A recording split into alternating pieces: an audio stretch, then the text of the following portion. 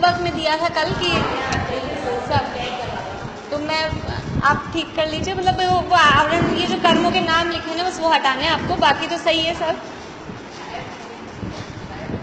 ये जो आवरण लिखे ना अपने ये नहीं आएंगे। मति ज्ञान बस। हाँ यहाँ वो वर्ण दिया है। हाँ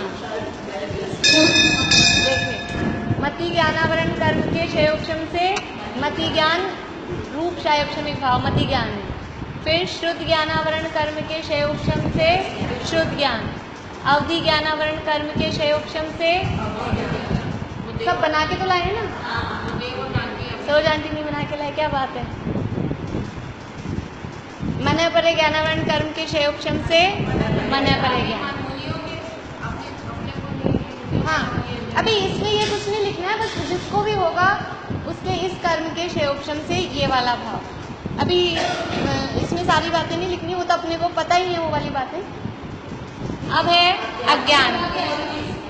हाँ भाई 4 ज्ञान है ना, तो मति ज्ञान आ गया नाम, शुद्ध ज्ञान आ गया, अवधि और मने परे, यानी इधर वाले कॉलम में जो आ रहे हैं वो हमारे क्षयोक्षमिक भावों के नाम आ रहे हैं। तो पहले क्या था, ज्ञान, 4 ज्ञान। दूसरे में है 3 अज्ञान। 3 अज्ञान में पहला अज्ञान कौन सा है, कुमति, तो वो होगा मति ज्ञान, नहीं उसमें कर्म कौन सा लगेगा, हाँ कुमति ज्ञानावरण नहीं होता, मति ज्ञानावरण कर्म के क्षयोक्षम से कुमति ज्ञान कर्म।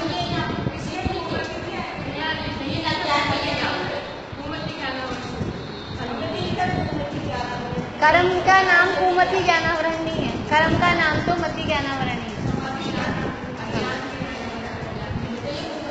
कु हट जाएगा, कु हटा दीजिए बस, केवल कु, जो कु लिखा है ना बस कु हटा दीजिए। हाँ मति अज्ञान भी ठीक है।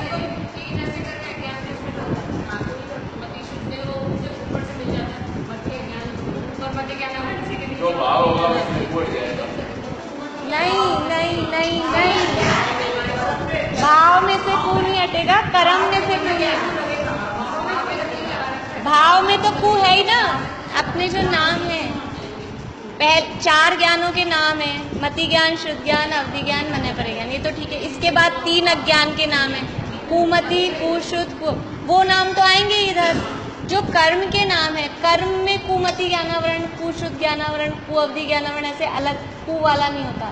एक्चुअल में हमने पढ़ा था पहले अध्याय में सूत्र कि मति श्रुतावधयो विपर्ययश्च, मति श्रुत और अवधि 3 विपरीत होते हैं। क्यों होते हैं उसका कारण हमने पढ़ा था, क्यों होते हैं विपरीत,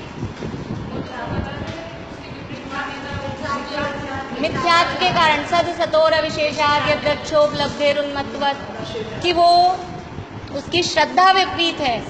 ज्ञान में जो कु लगा है, मति ज्ञान में जो कु लगा है, शुद्ध ज्ञान में जो कु लगा है, अवधि ज्ञान में कु मतलब गलत मिथ्यापना जो आया है वो किसके कारण आया है, वो मिथ्यात्व यानी श्रद्धा विपरीत है, इसलिए ज्ञान को विपरीत कहा गया है।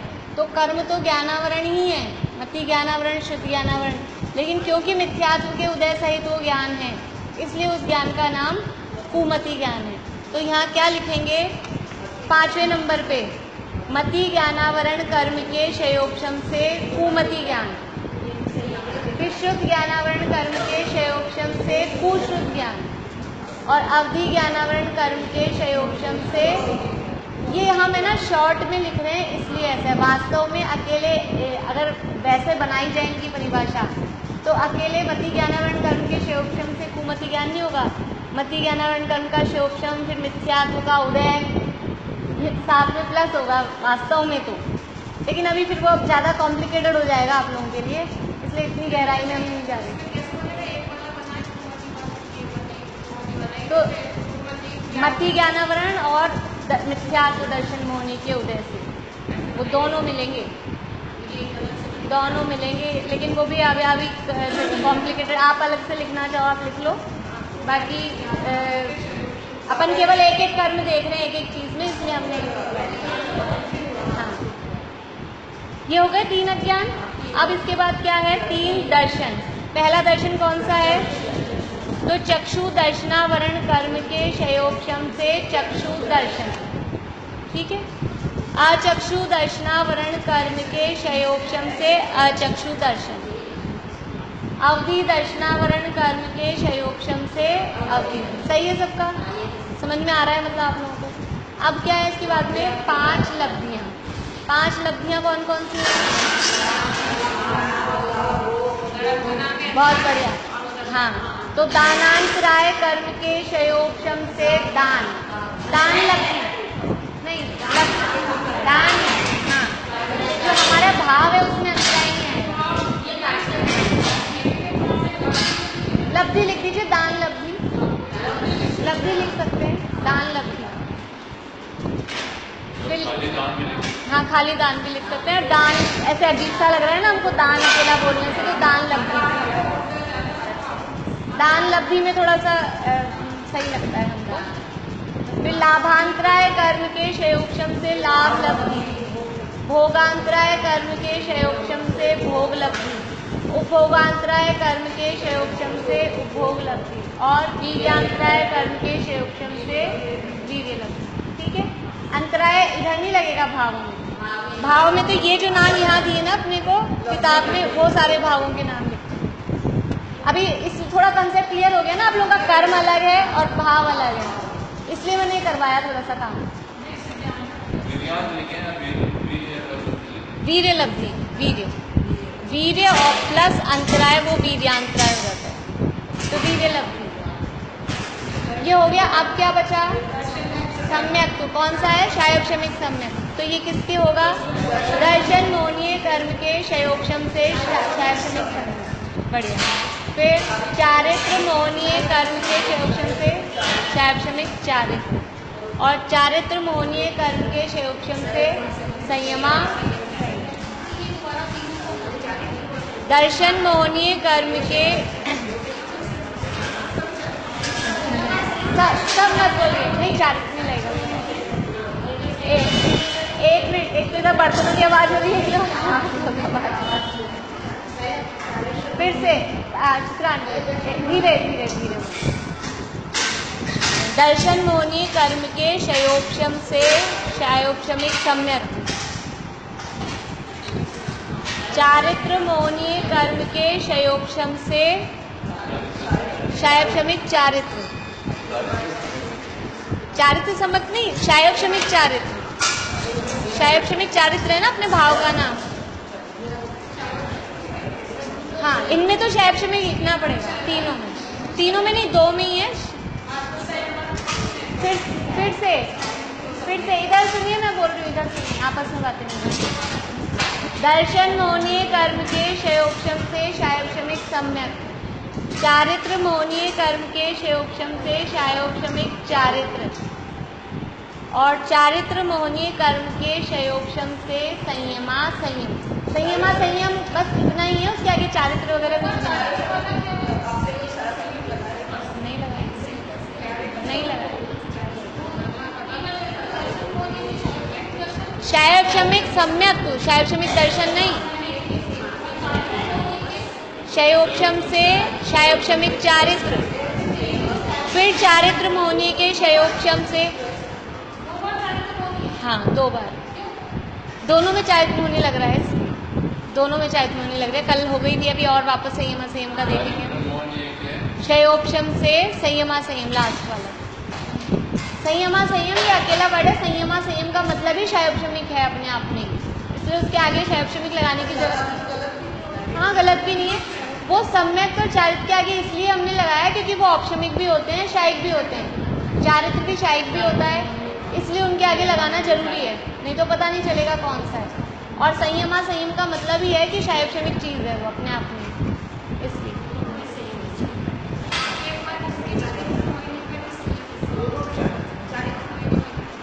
चारित्र मोहनीय के क्षयोपशम से क्षयोपशमिक चारित्र।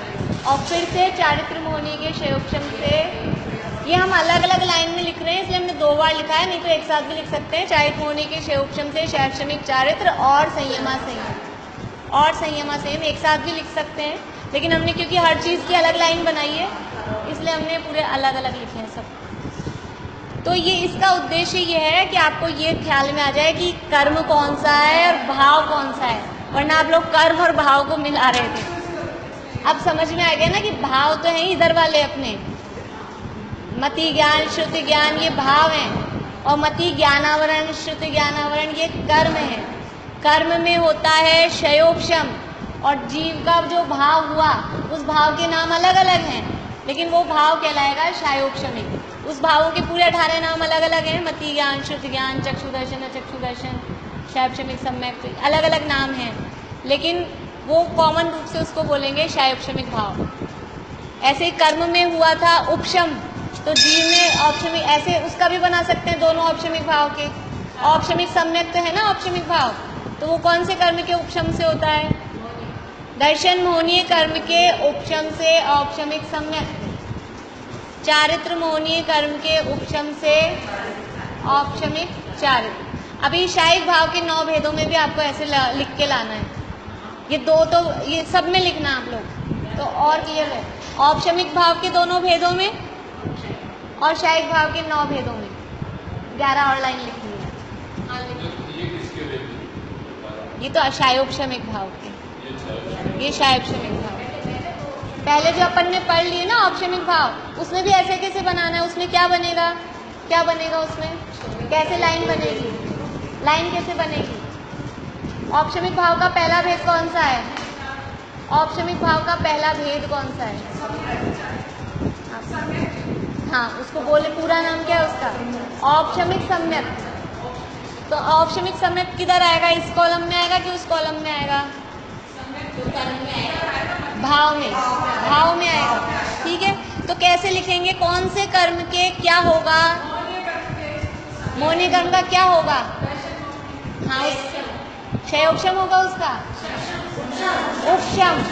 औपशमिक भाव के लिख रहे हैं ना, तो दर्शन मोहनीय के उपशम से औपशमिक सम्यक। फिर दूसरा भेद कौन सा है औपशमिक भाव का? दूसरा भेद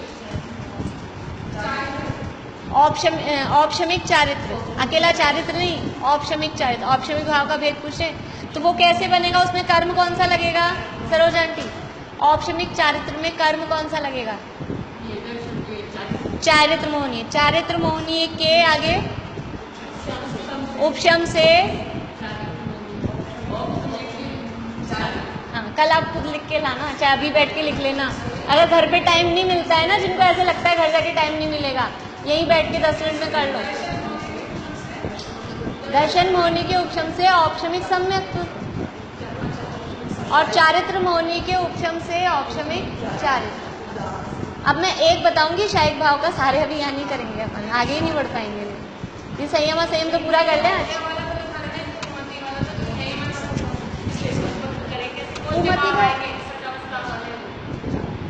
ये इसमें लिखे है ना, पूरी डेफिनेशन अलग अलग, वो अपन ने कल जो बोली थी।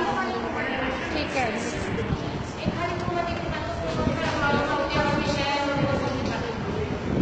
अभी शायिक भाव में कैसे बनेगा? आप लोगों को होमवर्क देती हूँ, हम यहीं करने लग जाते हो, बाद में रुकिए फिर 2 मिनट, फिर अपन कैसे पढ़े अभी? अच्छा है, हाँ, एक लिख। अभी शायिक भाव का पहला भेद क्या है? शायिक भाव का कहाँ से चालू हो रहा है? सूत्र कहाँ से? ज्ञान से चालू हो रहा है। शायिक ज्ञान पहला भेद है, शायिक ज्ञान। ठीक है, तो शायिक ज्ञान किधर लिखेंगे? इधर लिखेंगे। रानी आंटी समझ में आ रहा है कुछ? छुट्टी करोगे तो कैसे आएगा? शायिक ज्ञान भाव में आएगा। वो कौन सा कर्म है उससे रिलेटेड? शायिक ज्ञान से संबंधित कर्म, संबंधित मतलब उसको रोकने वाला कर्म कौन सा है? कौन सा ज्ञानावरण? हाँ, शायिक ज्ञान को रोकने वाला केवल ज्ञानावरण है, बिल्कुल केवल ज्ञानावरण। अपन ने उसमें मति ज्ञानावरण शुद्ध ज्ञानावरण लिखा है ना, तो केवल ज्ञानावरण कर्म का क्या होगा?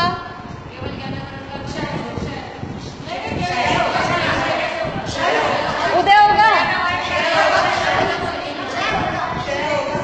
क्षय वाले आप, उदय वाले आप, अभी तो आप मना रहे थे। चलिए अब मैं बोल रही हूँ। केवल, हाँ अंकल आप कुछ नहीं बोल रहे, क्या होगा? केवल ज्ञानावरण का क्या होगा कि इधर केवल ज्ञान हो जाएगा? ये खाली स्थान है आपके लिए। केवल ज्ञानावरण का डैश होने से पक्का पक्का क्योंकि शायिक भाव लिख रहे हैं ना, तो केवल ज्ञानावरण के क्षय से केवल ज्ञान है, शायिक ज्ञान है। ठीक है, अब आगे के बना लेंगे बाकी के 8। हाँ बिल्कुल ऐसा। शायिक दान में दानांतराय के क्षय से भाव में आ गए ना, शायिक ज्ञान, शायिक दर्शन, शायिक दान, शायिक लाभ, शायिक भोग, शायिक उपभोग, शायिक वीर्य, शायिक सम्यक, तो शायिक चारित्र, ये सारे भाव में आएंगे। जो मेरी बात सुनिए इधर, जो मेरे को बहुत ज़्यादा गले पे जोर लगाना पड़ता है अगर आप लोग बोलते हैं ना, जो हमारे सूत्र में नाम है ना, अर्थ में, सूत्र के अर्थ में जो नाम है वो तो है भाव। कर्म हमको इसमें दिए नहीं है, कर्म हमको लगाने छाट खोज के कौन से कर्म, ठीक है ना। सूत्र के अर्थ में हमको भावों के नाम दिए गए हैं, जो भी सूत्र हैं शायिक भाव के, औपचारिक भाव के, उसमें हमें भावों के नाम दिए हैं, कर्म हमको लगाना।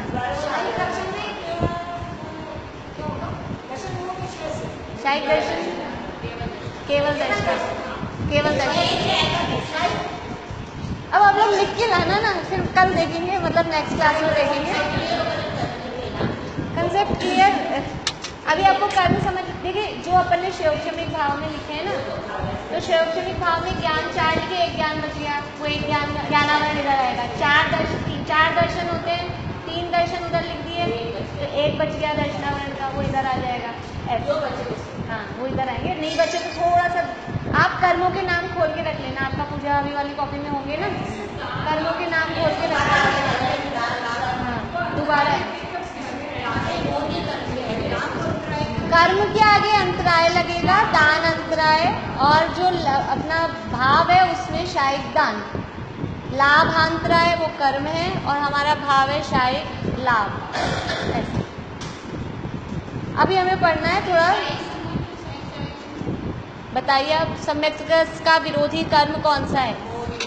सम्यक्त का विरोधी कर्म कौन सा मोहनीय है? तो बस दर्शन मोहनीय के क्षय से शायिक सम्यक्त।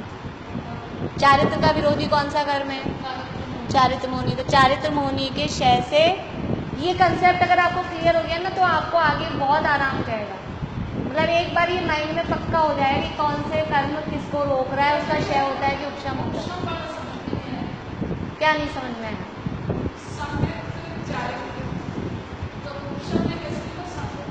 दर्शन मोहनीय के उपशम से औपशमिक सम्यक्त। सम्यक्त का विरोधी हमेशा दर्शन मोहनीय है, ये आपको पहले मैंने बता दिया कि विरोधी कर्म कौन सा है। सम्यक्त का विरोधी दर्शन मोहनीय, चारित्र का विरोधी चारित्र मोहनीय। तो दर्शन मोहनीय के उपशम से औपशमिक सम्यक्त, चारित्र मोहनीय के उपशम से औपशमिक चारित्र। अब अगर इस दर्शन मोहनीय का क्षयोपशम हो रहा है तो क्या होगा? क्षयोपशमिक सम्यक्त। चारित्र मोहनीय का क्षयोपशम हो रहा है तो क्या होगा? क्षयोपशमिक चारित्र। दर्शन मोहनीय का क्षय हो रहा है तो क्या होगा? शायिक। आप लोग लिखने में रह जाते हैं, मुझे इरिटेशन हो रही है आज बहुत ज़्यादा। आप लोग नहीं तो खाली लिखना, आप लोग के मैं बोर्ड पे भी कुछ लिखती हूँ, आप लोग लिखने में रह जाते हैं। पहले समझ लीजिए उसको, मैं किसके लिए बोल रही हूँ यहाँ पे। दर्शन मोहनीय के क्षय से क्या होगा? बोलिए क्या होगा? दर्शन मोहनीय के क्षय से शायिक सम्यक्त। चारित्र मोहनीय के क्षय से क्या होगा? अगर उस कर्म का उपशम हो रहा है तो वो औपशमिक भाव है, उस कर्म का क्षयोपशम हो रहा है तो वो क्षयोपशमिक भाव है, उस कर्म का क्षय हो रहा है तो वो। पर ये तीनों चीज़ें कौन से कर्म में लग रही हैं? केवल मोहनीय कर्म में, और बाकी तीनों में तो उपशम है ही नहीं। ज्ञानावरण दर्शनावरण अंतराय में उपशम है ही नहीं। तो ऐसे हाँ, और वो अलग अलग कर्मों के नाम है, अगर उसका क्षयोपशम हो रहा है तो क्षयोपशमिक भाव है। अभी आप लिखिएगा तो थोड़ा सा कंसेप्ट क्लियर होगा। लिखा है मैंने काफ़ी कुछ, लेकिन ऐसा ये वाला चार्ट तो अभी आप लोगों को नहीं समझ में आ रहा है, इसलिए मेरे को लग रहा है कि इस तरह से कर लें तो समझ में आए, इसलिए मैंने इसी में लिखा था। हाँ वो अब वो तो पढ़ाने में समझ में पता लगता है ना आप लोगों को क्या समझ में आ रहा है, क्या नहीं समझ में आ रहा है, तब पता लगता है। ये तो मैंने मेरे हिसाब से लिख दिया जितना लगा। एक बार ये मैं पहले संयमा संयम पूरा कर लूँ, फिर नहीं तो ये आज भी रह जाएगा, फिर 3-4 दिन का ब्रेक हो जाएगा। 3-4 दिन का अभी तो लंबा ब्रेक होगा, तो रहने दीजिए, सैटरडे को भी सबको वही, तो फिर अभी 15 दिन का गैप हो जाएगा पूरा। 10 लक्षण आएंगे, फिर वो गड़बड़ के 1-2 दिन तक तो आएंगे नहीं कोई, ऐसे ही चलेगा। देखिए पेज नंबर है 97, संयमा संयम।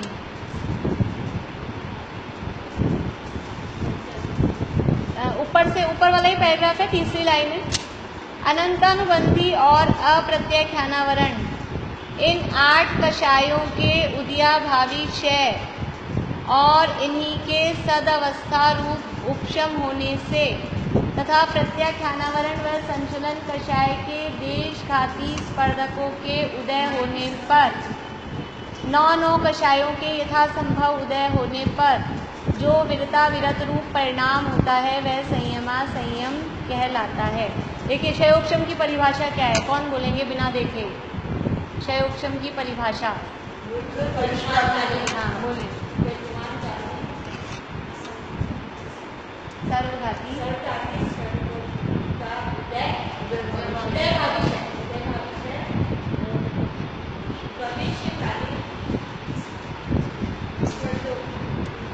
कौन से वाले? सर्वघाती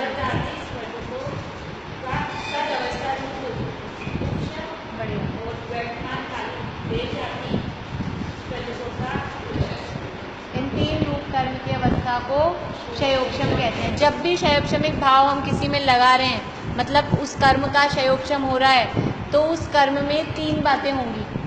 कौन कौन सी? वर्त बोलिए, कौन कौन सी 3 बातें होंगी? किसका उदयाभावी क्षय?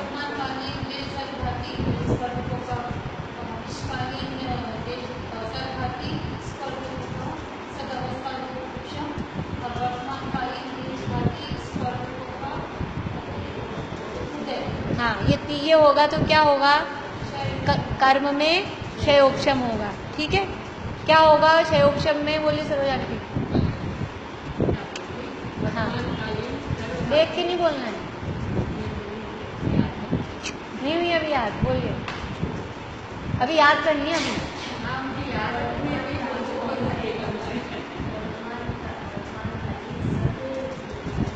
सर्वघाती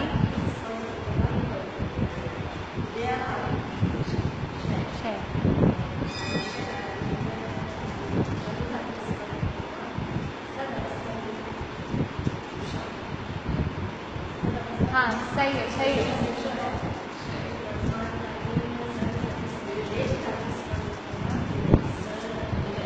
उदय, ये 3 रूप कर्म की अवस्था को क्षयोक्षम कहते हैं। बोलिए आप बोलिए। वर्तमानकालीन सर्वघाती स्पर्धकों का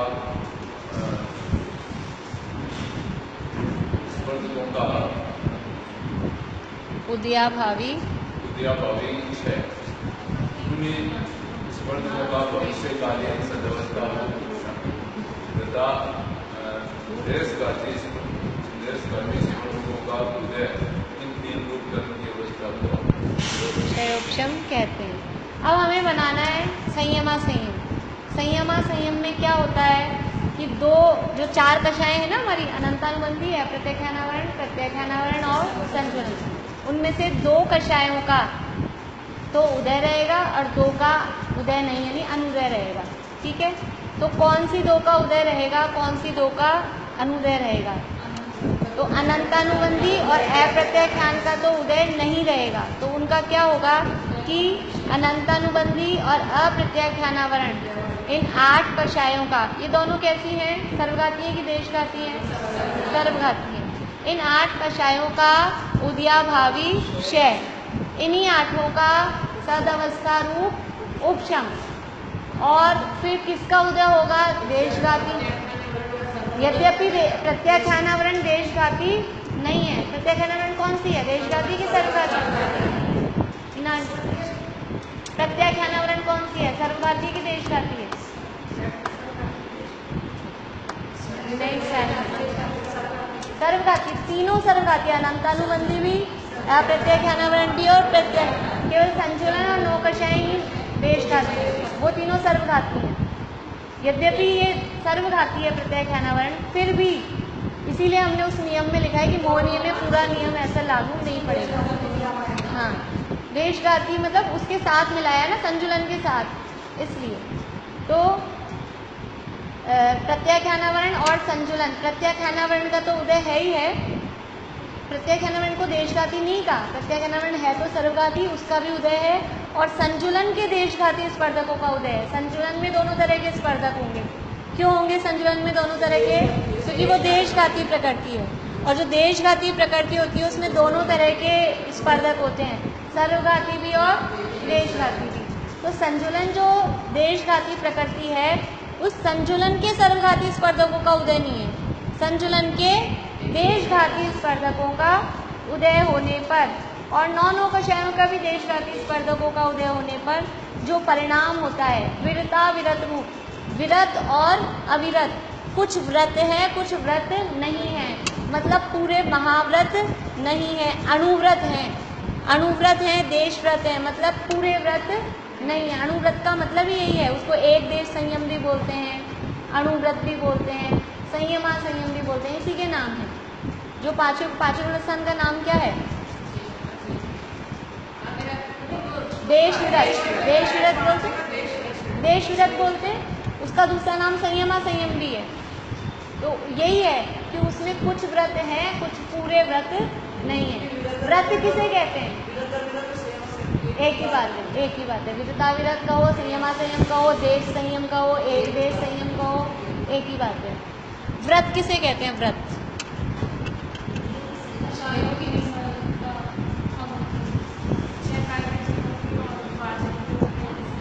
हाँ, उसको संयम कहते हैं। व्रत कहते हैं वास्तव में पापों के त्याग को व्रत कहते हैं। अपने 7वें अध्याय में पहला सूत्र आएगा, हिंसा आदि पापों के त्याग को, विरति विरतम, हिंसा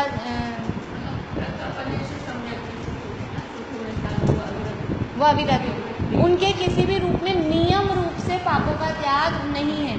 यद्यपि चला के पाप वो भी नहीं करते, अन्याय अनीति अभक्ष्य का सेवन वो भी नहीं करते, उसके बिना तो सम्यक दर्शन आएगा ही नहीं, होगा ही नहीं, ये तो हम भी नहीं करते। चला के कोई हमको कह दे यहाँ पे चीटी रखिए और 1 करोड़ रुपए भी देंगे, लाख की तो बात ही नहीं आजकल, कुछ मतलब ही नहीं, तो भी हम नहीं मारेंगे उसको, चीटी को।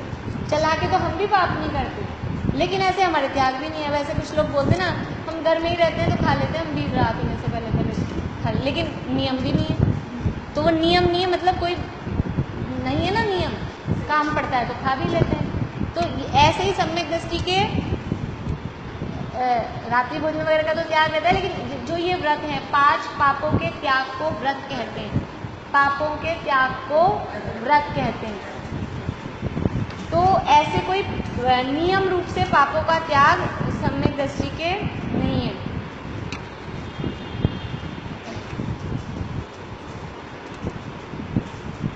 यहाँ जो अणुव्रति है, ये संयमा संयम है, ये कुछ नियम लेता है, कुछ पापों का त्याग करता है और कुछ पापों का पाप रहते हैं। अब ऐसे तो क्या कहेंगे कि वो पाप रखता है, वो कुछ पाप रहते हैं, क्योंकि गृहस्थ होता है, गृहस्थी में बिना पाप के काम चलता नहीं है।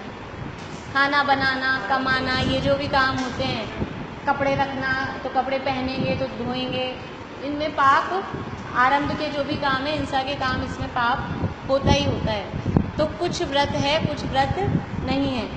इसमें मैंने शायद लिखी है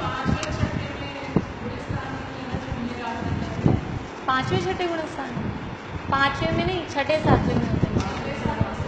5वें में तो माता जी होते हैं। तो त्रस हिंसा के त्याग से तो वो विरक्त होता है, इसलिए उसको कहा व्रत, विरत। और स्थावर हिंसा के घात से विरक्त नहीं होता। स्थावर हिंसा का संयमी, उसके घात की नियम उसको नहीं होता, क्योंकि पृथ्वी जल अग्नि वायु वनस्पति, घर गृहस्थी में रसोई भोजन बनाएंगे तो अग्नि जलाएंगे कि नहीं जलाएंगे? जलानी पड़ेगी। पानी लेंगे, छानेंगे, तो छान के भले ही काम में लेंगे, अनछना तो काम में नहीं लेंगे, उसको प्रासुक भी कर लेंगे 24 घंटे का पूरा, तो भी वो जीवों की हिंसा तो छान के जीवानी करेंगे, जीवों को तो परेशानी होगी ना उसमें। कुछ वनस्पति, कुछ साग सब्जी लाएंगे, मकान में रहेंगे तो मकान बनाएंगे तो पृथ्वी का एक ही हिस्सा, ये सब हिंसाएं होती ही है उसमें।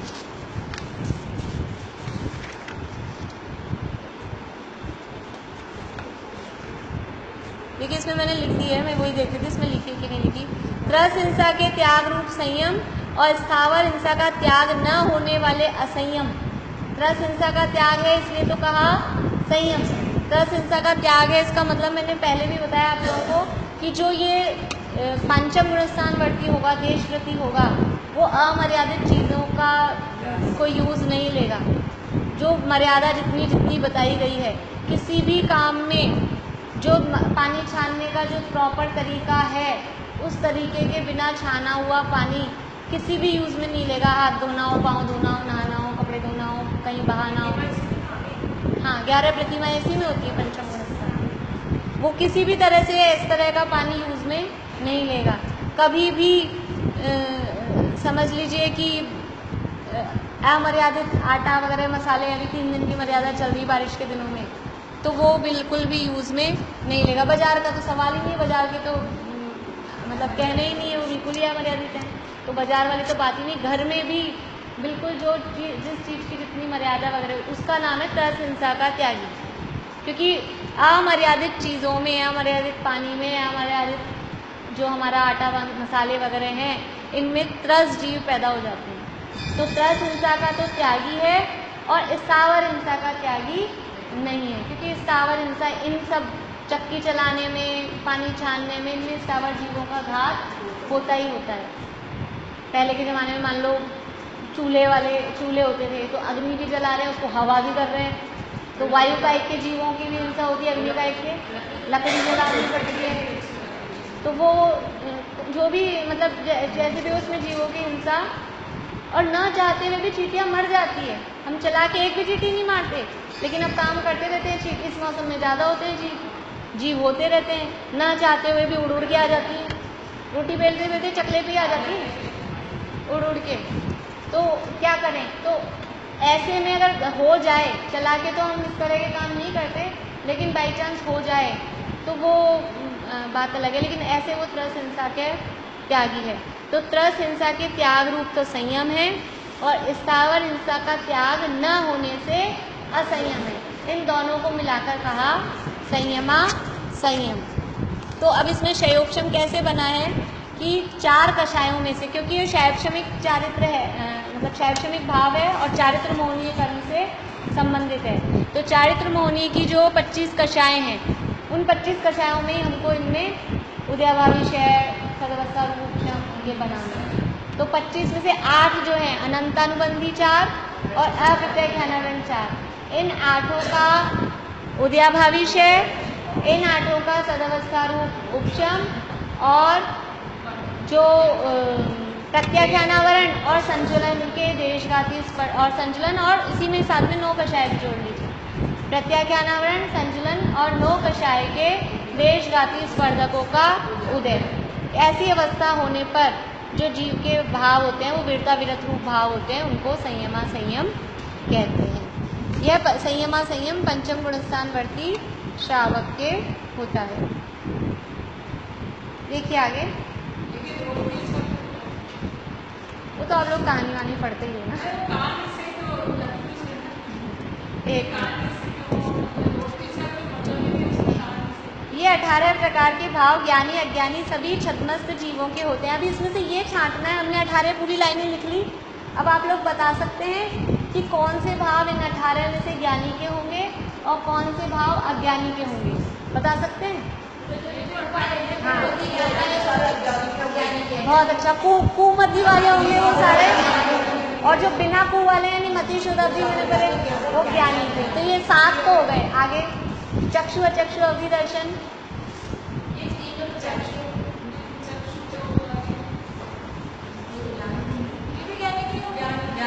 अज्ञानी को दर्शनोपयोग नहीं होगा।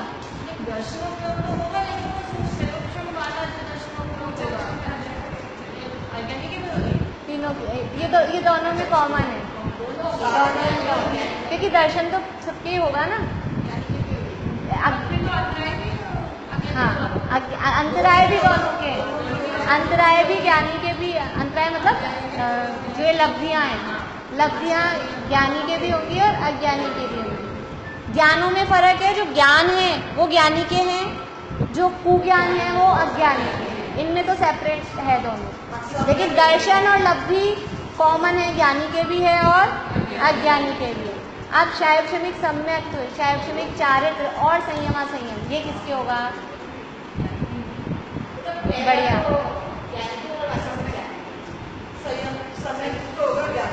और चारित्र, कल मैंने बताया था शैवक्षमिक चारित्र किसके होता है, कल बताया था, आप लोगों ने ध्यान से सुना हो तो। मुनियों, मुनि तो मुनिराज ज्ञानी होते हैं क्या अज्ञानी? मुनिराज ज्ञानी होते हैं क्या अज्ञानी? ज्ञानी होते हैं ना। और संयम संयम कौन से गुणस्थान में होता है? पांचों गुणस्थान वाले ज्ञानी होते हैं क्या अज्ञानी? ज्ञानी की है, तीनों भी ज्ञानी है। शैवक्षमिक सम्यक्त्व, शैवक्षमिक चारित्र और संयमासंयम, ये तीनों ज्ञानी के ही होंगे, ठीक है ना। केवल जो दर्शन और लब्धि है ये कॉमन है, ज्ञानी के भी और अज्ञानी के भी कॉमन है। बाकी ज्ञान सेपरेट है, अज्ञान सेपरेट है, और ये चारित्र संयमासंयम ये सब भी ज्ञानी के ही होंगे। तो ये 18 प्रकार के भाव ज्ञानी अज्ञानी सभी छद्मस्त जीवों के होते हैं। इसका आशय यह नहीं है कि सभी भाव छद्मस्तों के ही, इसका आशय यह नहीं है कि सभी भाव सभी छद्मस्तों के होते हैं, यानी कि सारे के सारे भाव पूरे 18 के 18 हमारे में होंगे, हर व्यक्ति में होंगे, ऐसा नहीं है। जो ज्ञानी होगा उसके ज्ञानी के योग्य होंगे, जो अज्ञानी होगा उसके अज्ञानी के योग्य। जैसे कल आप लोगों ने लगा, छद्मस्त मतलब है अल्प ज्ञानी। पहले गुणस्थान से लेके 12वें गुणस्थान तक के सब जीव छद्मस्त कहलाते हैं, जिनके आवरण कर्मों का उदय है, घातिया कर्मों का अल्प ज्ञानी। छद्मस्त का मतलब है 4 घातिया कर्मों के उदय सहित जीव, वो छद्मस्त कहलाते हैं। घातिया कर्मों के उदय सहित जीव छद्मस्त कहलाते हैं, यानी पहले गुणस्थान से 12वें गुणस्थान तक के सभी जीव छद्मस्त हैं। 4 घातिया कर्मों के उदय सहित जीव, अर्थात पहले छद्मस्त जीव, अर्थात पहले गुणस्थान से 12वें गुणस्थान तक के सभी जीव, पहले गुणस्थान से 12वें गुणस्थान तक के सभी जीव छद्मस्त कहलाते हैं।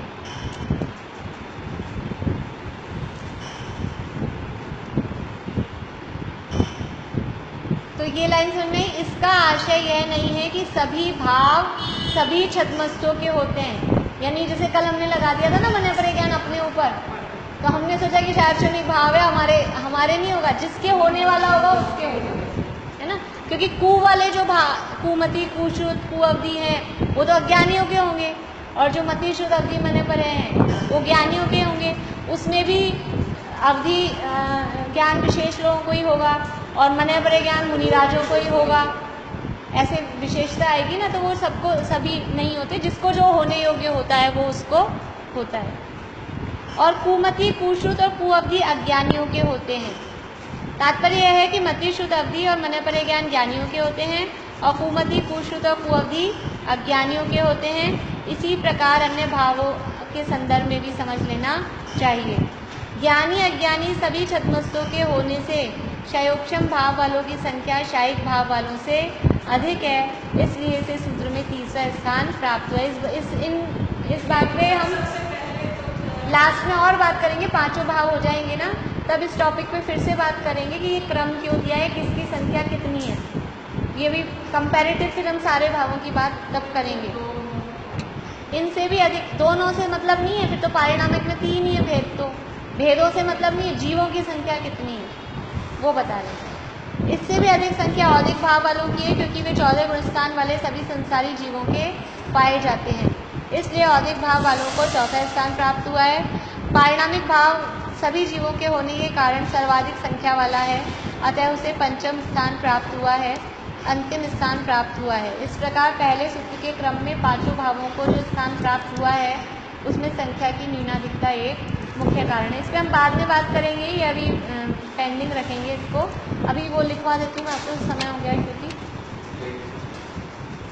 क्या दृष्टि पहले वो स्थान में होता है तो वो सारा ही ज्ञान होता है, तो अज्ञानी है। हाँ। अब जो एकदम सूक्ष्म जीव होते हैं उनको हम चार इंद्रिय जीव करते हैं, जैसे उनकी राधे से चार, लेकिन एकदम जो बारीक होते हैं क्या वो भी चार इंद्रिय होते हैं? अगर उड़ने की क्षमता है तो चार इंद्रिय, उड़ने की क्षमता तो होती है, तो चार इंद्रिय होती है।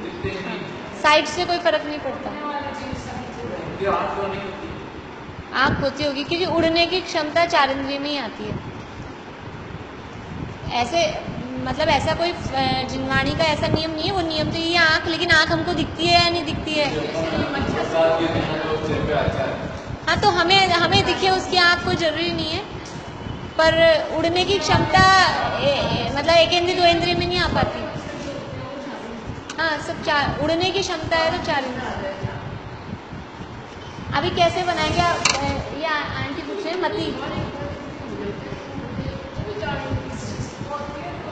शरीर के साइज से कोई फर्क नहीं पड़ता।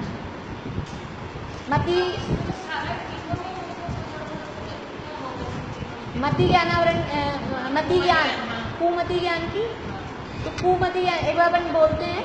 कुमति ज्ञान में ये अपने को उद्याभावी शय सदवस्था में, तो उसमें क्या होगा कि मति ज्ञानावरण कर्म, देखो परिभाषा तो ऐसी ही बननी है।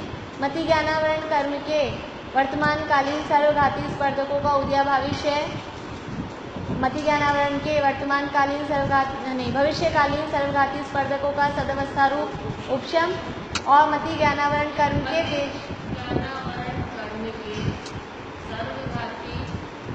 देखो इसको ऐसे लिखिए। अब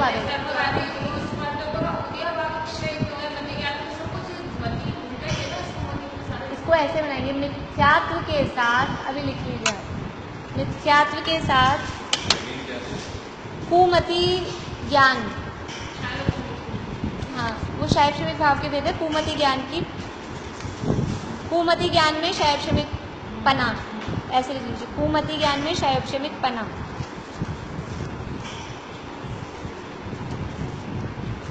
मिथ्यात्व के साथ, इसमें तो मैंने केवल शैक्षणिक सम्यक चाहिए था, संयम असंयम की लिखी है। मिथ्यात्व के साथ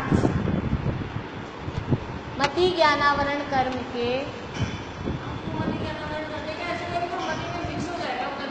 मिथ्यात्व के साथ लिख दिया ना, क्योंकि मति ज्ञानावरण कर्म कू नहीं होता, कैसे लिखेंगे हम? मिथ्यात्व के साथ लिख दिया ना। आप कर्मों में ढूंढोगे फिर कुमति ज्ञानावरण कर्म तो मिलेगा ही नहीं आपको।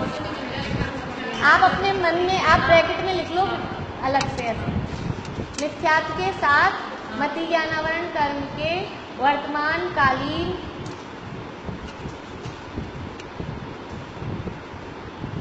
सर्वघाती स्पर्धकों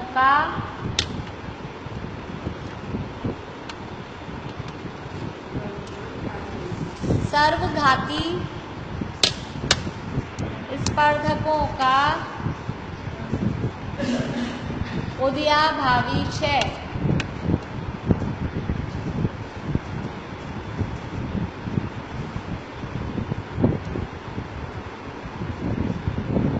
उन्हीं के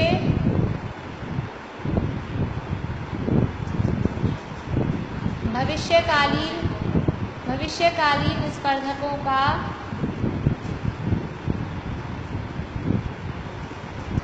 सदवस्था रूप उपशम, स्पर्धकों का बन जाएगी तो सदवस्था रूप उपशम, और वर्तमान उन्हीं के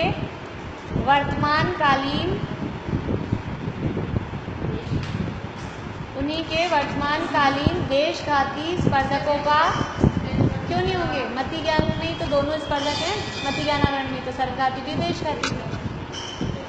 उन्हीं के वर्तमानकालीन देशघाती स्पर्धकों का उदय, हाँ तभी तो हमारे कुमति भी बनेगा कहाँ से अगर उदय नहीं होगा तो। उदय, हाँ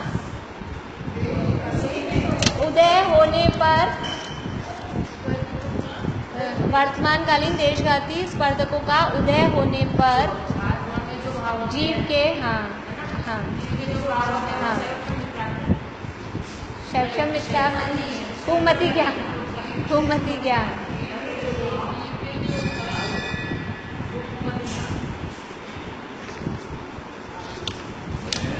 एक मिनट, जीव में जो भाव होते हैं उसे कुमति ज्ञान कहते हैं। या जीव में जो ज्ञान होता है, जीव में जो भाव होते हैं, कुछ भी लिख लीजिए,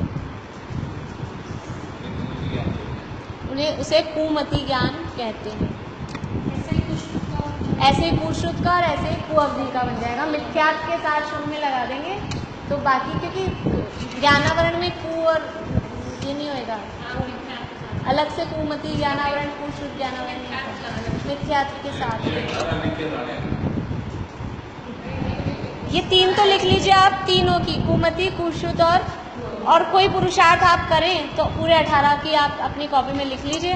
तो आपका कंसेप्ट जितना आप लिखेंगे उतना आपका कंसेप्ट क्लियर होगा इस चीज़ में।